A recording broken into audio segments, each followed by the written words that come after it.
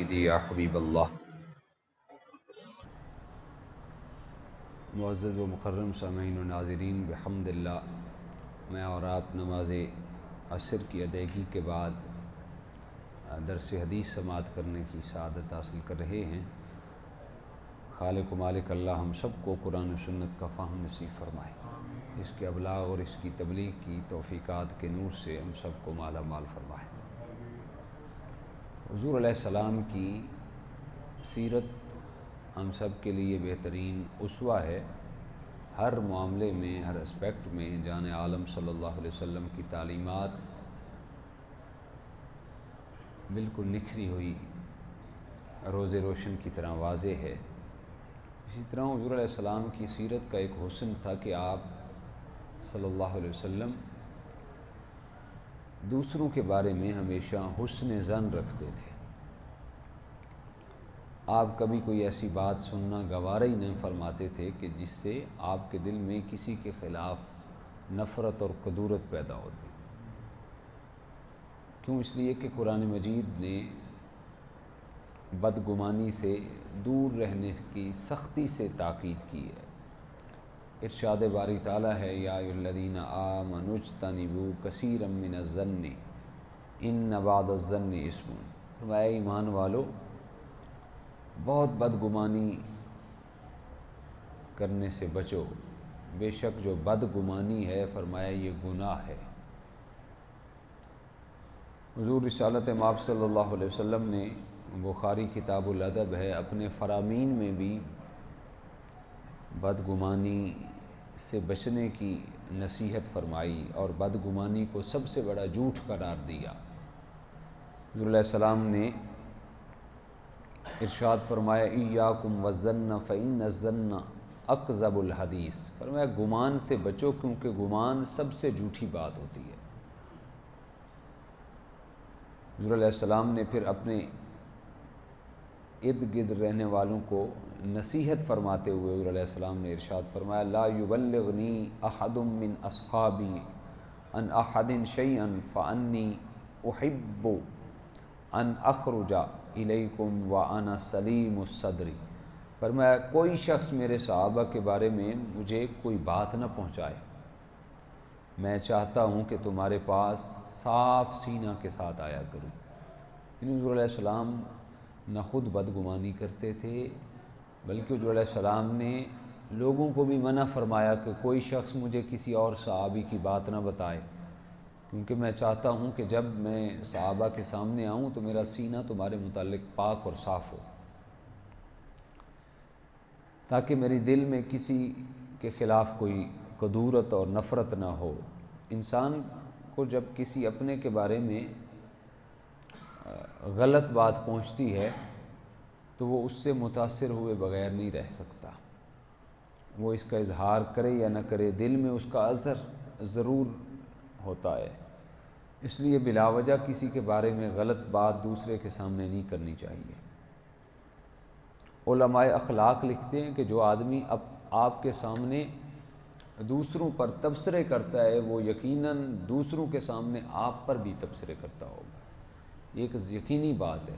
جو آپ کو دوسرے کی بات بتا رہا ہے، کوئی ایسا موقع ہوگا کہ وہ کسی اور کے ساتھ ہوگا تو وہ آپ کی بات بتائے گا۔ لہٰذا اس فطرت کے آدمی کی حوصلہ افزائی نہیں کرنی چاہیے، بلکہ اگر کوئی ایسا معاملہ آپ کو، کوئی شخص ایسا معاملہ دوسرے کے متعلق کوئی ایسی بدگمانی والی بات کہے بھی صحیح تو اس کو فوراً ٹوکیں، تاکہ وہ اس ذمیمہ صفت میں آگے ہی نہ بڑھ پائے۔ ایک بندہ ٹوکے گا تو اس کا دل ہارٹ ہوگا تو اس سے وہ دوسرے کے ساتھ اور بات کوئی نہیں کرے گا۔ حسن ظن کو آپ نے بہت اچھی عادت قرار دیا، جہاں بدگمانی کو بہت بری ذمیمہ صفت قرار دیا، وہاں حسن ظن کو بہت اچھی عبادت اور بہت اچھی صفت قرار دیا۔ ایسی عبادت جس میں کوئی بدنی مشقت اٹھانا نہیں پڑتی اور نہ مالی قربانی دینا پڑتی ہے، صرف دل اور دماغ کو صاف رکھنا پڑتا ہے۔ حضور علیہ السلام نے ارشاد فرمایا، ابو داؤد کی یہ حدیث ہے، حدیث نمبر 4993 ہے۔ حضور علیہ السلام نے ارشاد فرمایا، حسن الظن من حسن العبادہ، فرمایا اچھا گمان بہت اچھی عبادت ہے، کسی کے متعلق اچھا گمان کر لینا، اچھا خیال رکھنا اس کے متعلق سینے میں، فرمایا یہ بہت بڑی عبادت ہے۔ حسن ظن عبادت، لیکن بدگمانی آپ جانتے ہیں یہ معاشرتی بیماری ہے، اس سے صرف ایک بندہ جو ہے وہ بدگمانی سے ایک بندے کو نقصان نہیں، یا ایک بندے کے اندر اس کا اثر نہیں ہوتا، بلکہ بدگمانی کی لعنت سے پھر پورے معاشرے کے اندر اس کی آلودہ فضا پھیلتی ہے۔ جب معاشرہ اس کی لپیٹ میں آ جاتا ہے تو تمام افراد ایک دوسرے کے خلاف خواہ مخواہ بدگمانی میں مبتلا ہو جاتے ہیں، بدگمانی سے پھر منافرت پھیلتی ہے، جبکہ حسن ظن معاشرے سے منافرت اور انتشار کو ختم کرتا ہے، اور انتشار کو ختم کرنے میں اہم کردار ادا کرتا ہے۔ نبی کریم صلی اللہ علیہ وسلم اس حقیقت سے پوری طرح آگاہ تھے، اس لیے آپ خود بھی بدگمانی سے بچتے اور دوسروں کو بھی بدگمانی سے بچنے کی تلقین فرماتے۔ جس طرح دوسروں کے بارے میں بدگمانی کرنا منع ہے، بالکل اسی طرح دوسروں کے لیے بدگمانی کے اسباب پیدا کرنا بھی منع ہے۔ اس لیے نبی علیہ السلام کا عملی نمونہ ہمارے سامنے ہے۔ حضرت علی بن حسین رضی اللہ تعالیٰ عنہما بیان کرتے ہیں کہ حضور علیہ السلام مسجد میں اعتکاف میں تھے، آپ کے پاس ازواج مطہرات آئیں، بیٹھیں، جب وہ چلنے لگیں تو آپ نے حضرت صفیہ بنت حی رضی اللہ تعالیٰ عنہا سے فرمایا لا تعجلی حتی انصرف معک، فرمایا جلدی نہ کرو میں تمہیں چھوڑنے چلتا ہوں۔ مسجد کی حدود تک کی بات، ان کا حجرہ دار اسامہ میں تھا، چنانچہ جب رسول اللہ ان کے ساتھ نکلے تو دو انصاری صحابیوں سے ملاقات ہوئی راستے میں، ان دونوں حضرات نے نبی کریم کو دیکھا اور جلدی سے آگے بڑھ جانا چاہا، لیکن آپ نے فرمایا تعالی انہا صفیۃ بنت حی، فرمایا ٹھہرو۔ جو دو جلدی سے انصاری صحابی گزرنا چاہ رہے تھے، فرمایا ٹھہر جاؤ، فرمایا سنو یہ صفیہ بنت حی ہیں، یہ میری بیوی ہیں، کیونکہ اندھیرا تھا، اندھیرے کا موسم تھا، ہو سکتا ہے کہ وہ دل میں ایسے کوئی اور گمان کر لیتے، کوئی اور سوچ لیتے کہ پتہ نہیں یہ کون سی دو خواتین ہیں جو حضور علیہ السلام کے پاس۔ تو حضور علیہ السلام نے یہ بدگمانی کا تھوڑا سا سبب پیدا ہو رہا تھا، ہو سکتا ہے کہ ان کے دل میں بدگمانی ہو سکتی تھی، لیکن حضور علیہ السلام نے اس سبب کو بھی پیدا نہیں ہونے دیا۔ حضور علیہ السلام نے فرمایا ٹھہر جاؤ، رکو، فرمایا یہ کوئی اور خاتون نہیں ہے جس کو میرے ساتھ تم نے دیکھا ہے، یہ میری زوجہ صفیہ بنت حی ہیں جو میری بیوی ہیں۔ ان حضرات نے عرض کی سبحان اللہ یا رسول اللہ، بھلا ہم آپ کے بارے میں برا گمان کیسے کر سکتے ہیں؟ آپ کو یہ زحمت کیوں ہوئی کہ آپ اس کی تعویلات کریں یا آپ اس کو واضح کریں؟ یا رسول اللہ ہم آپ کے بارے میں برا گمان تو سوچ بھی نہیں سکتے۔ تو حضور علیہ السلام نے ارشاد فرمایا ان الشیطان یجری من الانسان مجری الدم وانی خشیت ان یلقی فی انفسکما شیئا۔ حضور علیہ السلام نے فرمایا شیطان انسان کے جسم میں خون کی طرح دوڑتا ہے، جس طرح انسان کے جسم میں خون چل رہا ہوتا ہے، تو فرمایا شیطان بھی انسان کے جسم میں اسی طرح دوڑتا ہے، مجھے خطرہ ہوا کہ وہ تمہارے دلوں میں کوئی بری بات نہ ڈال دے، لہٰذا میں نے مناسب سمجھا کہ میں ابھی سے ہی معاملہ کلیئر کر دوں۔ آپ نے اپنے غلاموں کو تعلیم دی، اپنی امت کو تعلیم دی، اپنے اصحاب کو، اپنی ازواج کو تعلیم دی کہ ایسے مواقع سے بچو جن سے دوسروں کو بدگمانی کرنے کا موقع ملے۔ اسی بنا پر آپ صلی اللہ علیہ وسلم عورت کو تنہا سفر کرنے سے حضور علیہ السلام نے منع کیا، کیونکہ اس سے بدگمانی پیدا ہو سکتی ہے۔ مرد اور عورت کو خلوت میں ملاقات سے روکا گیا، چاہے وہ عبادت کی بات ہی کر لیں، خلوت میں مرد اور عورت چاہے نیکی کی بات کر لیں، لیکن دیکھنے والا تو بدگمانی میں مبتلا ہو جائے گا۔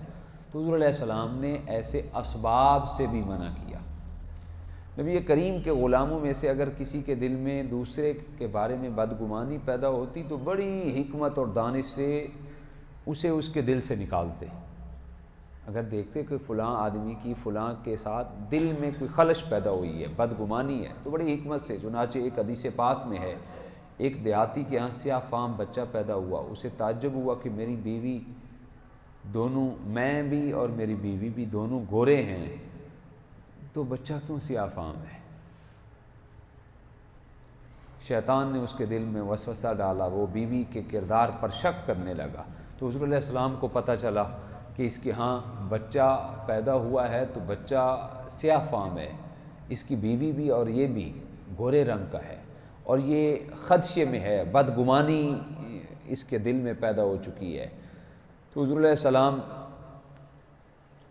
کو جب پتہ چلا وہ کہ یہ بیوی پر شک کر رہا ہے، تو اسی پریشانی کے عالم میں وہ شخص مدینہ منورہ آیا، رسول کائنات صلی اللہ علیہ وسلم سے ملاقات کی۔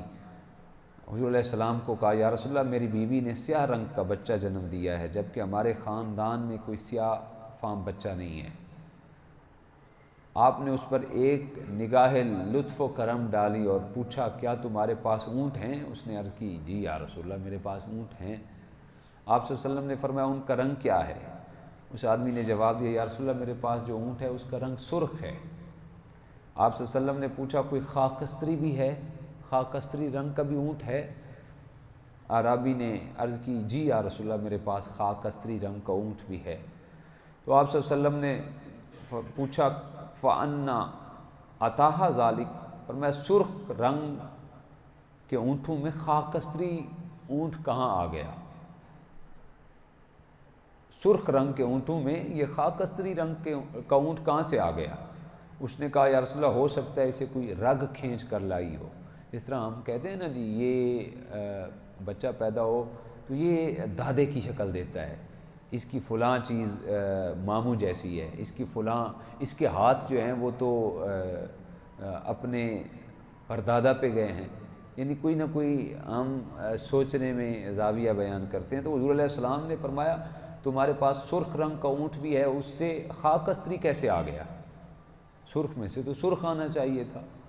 اس نے کہا، یا رسول اللہ ہو سکتا ہے اسے کوئی رگ کھینچ لائی ہو، یعنی اس اونٹ کے آباء و اجداد میں کوئی اونٹ خاکستری ہو، وہ مشابت نسل میں باقی رہ گئی ہو، یا رسول اللہ اس وجہ سے خاکستری آ گیا۔